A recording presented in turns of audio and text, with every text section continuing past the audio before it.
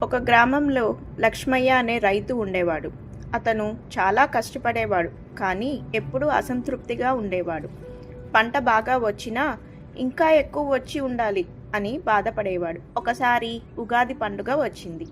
గ్రామంలోని పెద్దలందరూ కలిసి పంచాంగ శ్రవణం వినడానికి కూడబడ్డారు. లక్ష్మయ్య కూడా అక్కడికి వెళ్ళాడు.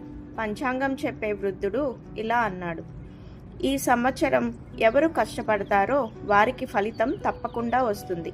కానీ మనసులో సంతోషం లేకపోతే ఏ ఫలితం కూడా ఆనందం ఇవ్వదు అని అన్నారు.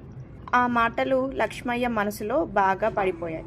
తర్వాత ఇంటికి వెళ్ళి తన భార్య చేసిన ఉగాది పచ్చడి తిన్నాడు.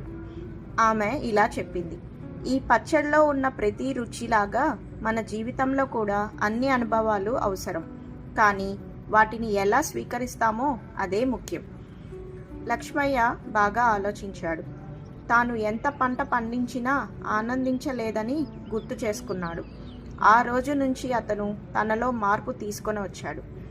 పంట తక్కువ వచ్చినా సంతోషంగా ఉండడం నేర్చుకున్నాడు. కుటుంబంతో కలిసి ప్రతి చిన్న ఆనందాన్ని ఆస్వాదించడం మొదలుపెట్టాడు. కొన్ని నెలల తర్వాత అతని పంట కూడా చాలా బాగా పండింది. ఈ కథ వల్ల ఏమర్థమైంది?